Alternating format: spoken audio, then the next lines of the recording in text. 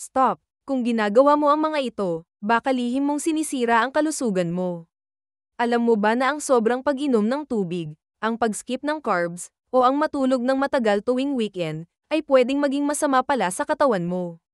At ngayon, aalamin natin ang 12 akala mo, good habits, pero nakakasama sa iyong kalusugan. Panoorin mo hanggang dulo dahil baka isa sa mga healthy routine mo ay kailangan mo nang itigil. Isa, sobrang pag-eehersisyo, overtraining. Akala mo good habit, mas marami, mas maganda. Araw-araw, matindi ang workout. Ang masama, ang sobrang ehersisyo ay nagdudulot ng overuse injuries, chronic fatigue, at stress sa immune system. Kailangan ng katawan ng sapat na pahinga para mag-recover at lumakas ang muscles. Tip, maglaan ng 1 hanggang 2 araw na rest days bawat linggo. 2. Pag-inom ng red wine araw-araw, para daw sa puso. Akala mo good habit, ang 1 baso ng red wine ay good for the heart. Ang masama, ang pag-inom ng alak araw-araw, kahit isa lang, ay pwedeng maging ugat ng dependency at long-term liver damage. Ang health benefits ay maaari ring makuha sa ibang pagkain na walang side effects ng alcohol.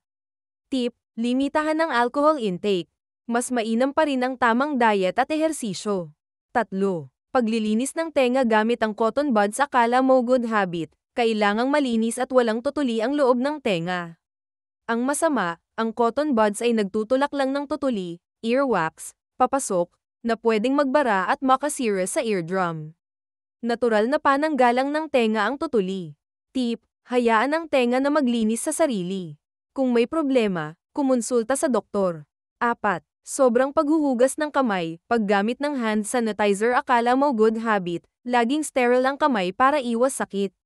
Ang masama, ang sobrang paghugas, lalo na gamit ang harsh soaps o sanitizers na may triclosan, ay nagtatanggal ng natural oils sa balat at pwedeng makasira sa microbiome, good bacteria, natin.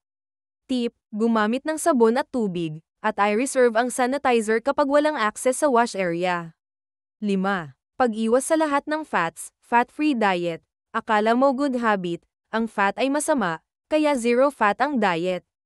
Ang masama, kailangan ng katawan ng healthy fats, tulad ng mula sa avocado, nuts, olive oil, para sa brain function, hormone production, at engravings ng vitamins A, D, E, at K. Ang mga fat-free products ay kadalasang punong-puno naman ng asukal.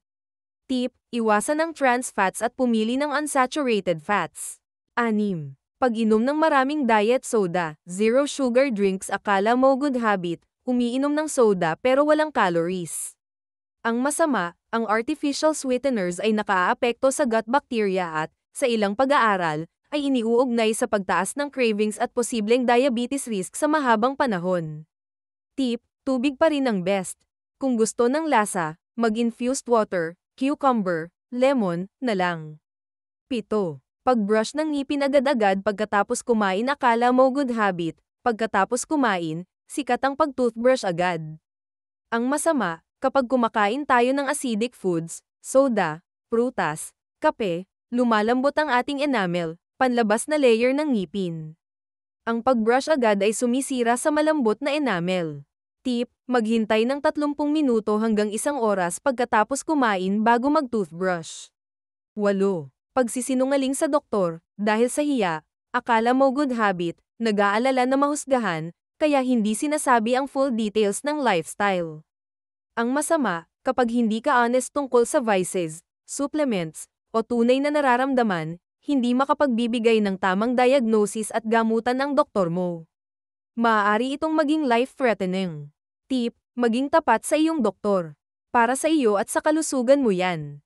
9. Sleeping in on weekends, bawi sa kulang na tulog. Akala mo good habit, bumawi sa tulog sa pamamagitan ng pagtulog ng matagal tuwing Sabado at Linggo. Ang masama, ang pagbabago ng sleeping schedule ay nagugulo ang iyong circadian rhythm, internal body clock. Kaya mas nahihirapan kang gumising at mag-focus sa Lunes, social jet lag. Tip, panatilihin ang consistent sleep schedule, kahit weekend. 10. Pagkain ng low-calorie, processed foods. Akala mo good habit, pinipili ang mga pagkain na may label na low-calorie, light, o healthy. Ang masama, ang mga processed food na ito ay kulang sa sustansya at kadalasang puno ng artificial ingredients para bumawi sa lasa. Mas maganda pa rin ang whole foods. Tip, basahin ang ingredients list. Mas kaunti ang ingredients, mas mabuti.